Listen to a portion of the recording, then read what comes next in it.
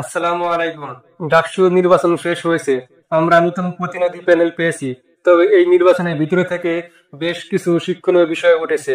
প্রথমে বলি, কিছু ইতিবাচক দিক গোটা বাংলাদেশ দেখেছে।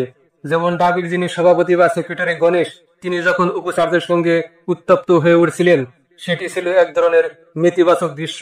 কিন্তু অন্যদিকে ছাত্র দলের কেন্দ্রীয় সভাপতি রাকিব ভাই যখন স্যারের সামনে হাত জোর করে দাঁড়ালেন, এমনকি গণেশকে ধমক দিচ্ছিলেন, সেটি মানুষের কাছে প্রশংসিত হয়েছে। এটা আসলে একটি পজিটিভ দিক। ফলাফলের দিক থেকে বললে, ছাত্র দল নির্বাচনে পরাজিত হয়েছে।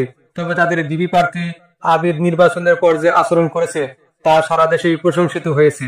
নির্বাচনের আগে আবিদের কিছু রাগান্বিত বক্তব্য ভাইরাল হয়েছিল, যা ভোটের মাঠে নেতিবাচক প্রভাব ফেলেছে। কিন্তু ভোটের দিনে তিনি চেষ্টা করেছেন শান্ত, নমনীয় ভাষায় কথা বলতে। ফলাফল ঘোষণার পরও অনেক অভিযোগ থাকলেও ছাত্র দলের জিএস প্রার্থী হামিম বলেছেন, আমরা ছাত্রদের রায়কে সম্মান করছি। আর আবির তার বক্তব্যে ভিন্নভাবে বিষয়টি উপস্থাপন করেছেন। তিনি ফেসবুকে লিখেছেন, ক্ষুদ্র জীবনে আমি এতদূর আসবো ভাবিনি। মানুষ হিসাবে আমি হয়তো আপনাদের জন্য যথেষ্ট কাজ করতে পারিনি, কিন্তু জীবন আমাকে সুযোগ দেয়নি। তিনি শিক্ষার্থীদের ধন্যবাদ জানিয়ে বলেন, মাত্র 20 দিনের ক্যাম্পেইনেও তিনি চেষ্টা করেছেন প্রতিটি ছাত্রের কাছে পৌঁছাতে। আবিদ আরো আশ্বাস দিয়েছেন, আমার যাত্রা এখানে শেষ নয়। আমি এখনো ডাবি ছাত্র দলের একজন নেতা। আমার ইশতেহারে যা ছিল তা বাস্তবায়নের জন্য আমি লড়বো। ঢাকা বিশ্ববিদ্যালয়ের ছাত্র রাজনীতির নতুন শুরুটা হবে আমাদের হাত ধরে। তিনি প্রতিশ্রুতি দেন, তারা রাজপথে অতন্দ্র প্রহরীর মতো পাহারা দিবেন এবং দেশের ছাত্র রাজনীতিতে ইতিবাচক পরিবর্তন আনবেন। আবিদের এক ডায়লগ জুলাই অভ্যুত্থানে ভাইরাল হয়েছিল, প্লিজ কেউ কাউকে ছেড়ে যাইয়েন না। এইবারও তিনি সেই একই কথা বলছেন, আমি কাউকে ছেড়ে যাব না, আপনারাও ছেড়ে যাইয়েন না।